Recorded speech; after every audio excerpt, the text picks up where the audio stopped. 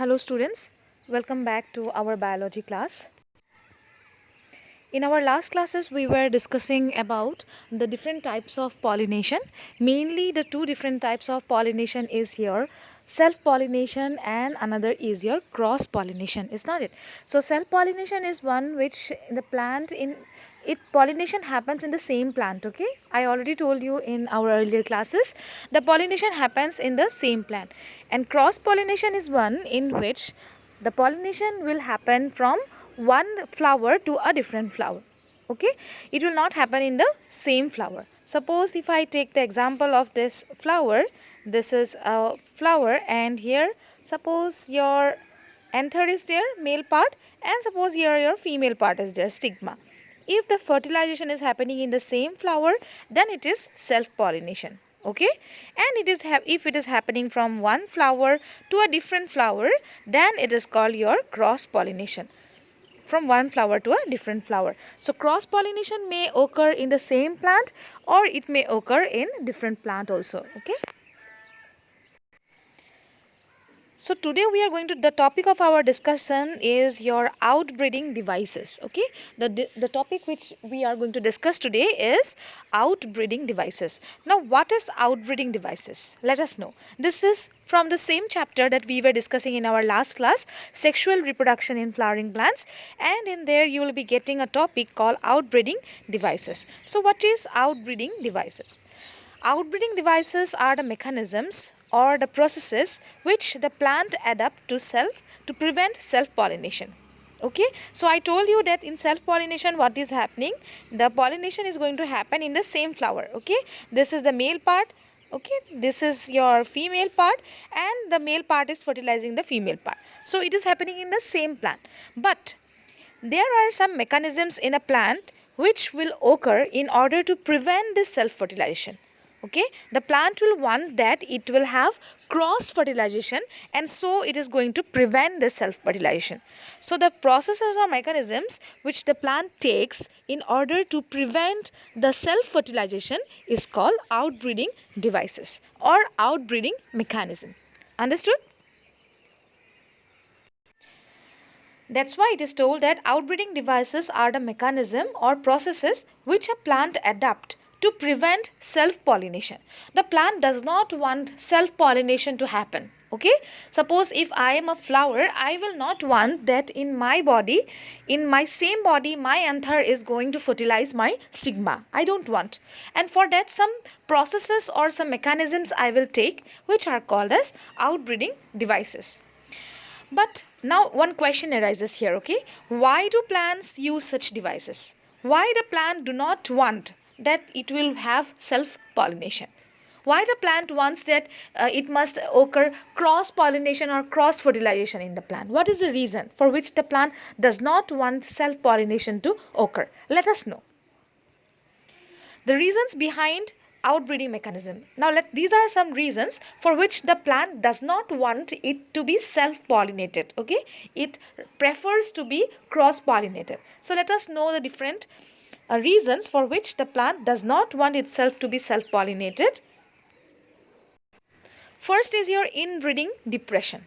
Inbreeding depression means if the plant is going to fertilize, if the pollination happens in the same flower or the same plant, what will happen in their inbreeding process? They are going to have depression. That means their characters, it will not change, and same characters will continue keeping on coming. It will continuously start appearing in over generations to generation in that same plant. Did you get my point? In order to understand this, I'll read this for you. The reason behind the adoption of such techniques by plants is that due to continued inbreeding, plants can develop a condition called inbreeding depression, leading to unhealthy offsprings. Now you see students what this inbreeding depression is trying to tell you. Suppose this is a flower, and if it is having self-pollination, okay, this is the anther and this is your stigma. Always it is fertilizing, always it is fertilizing, same thing is happening for the whole life. So what is going to happen? This plant will have some of its characteristics, is not it? Suppose its color is bright, okay, and suppose but its smell is not good.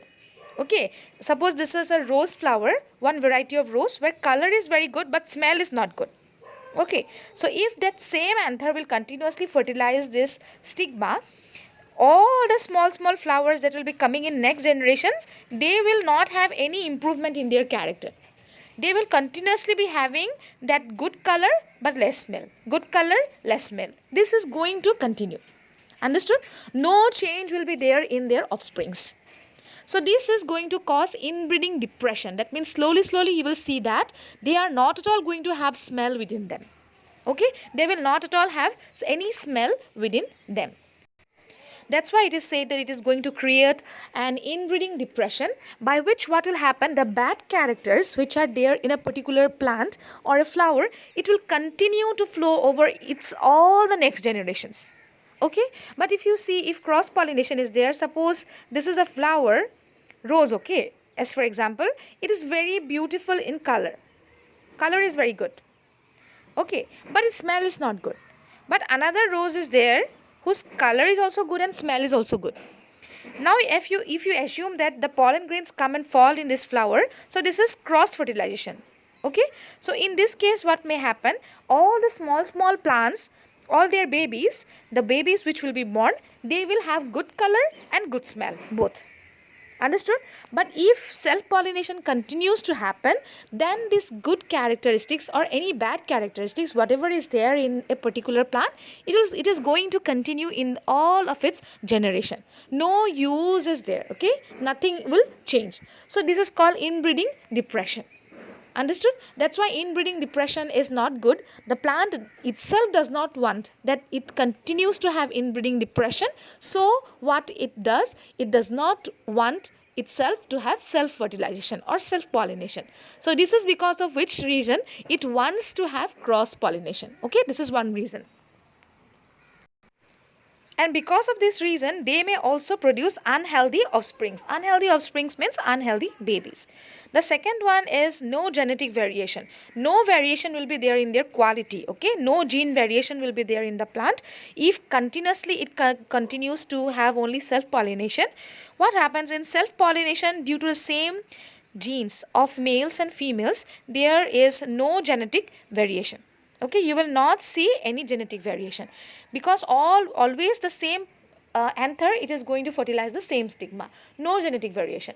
But if cross pollination is there, it has some option, okay, that it will have genetic variation. So because of this reason also, the plant wants outbreeding mechanism. Outbreeding means it wants to have fertilization or pollination outside the flower, okay, not in the same flower.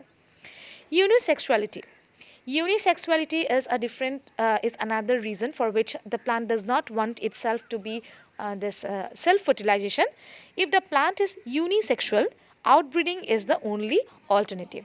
Unisexual means, suppose there you will see some plants in which they have male and female separately. Suppose this is a male flower, okay, and suppose this is a female flower. Understood? Both are in different plants, or they are both are different flowers. See this, if this is a male flower and if this is a female flower, this male flower cannot fertilize itself.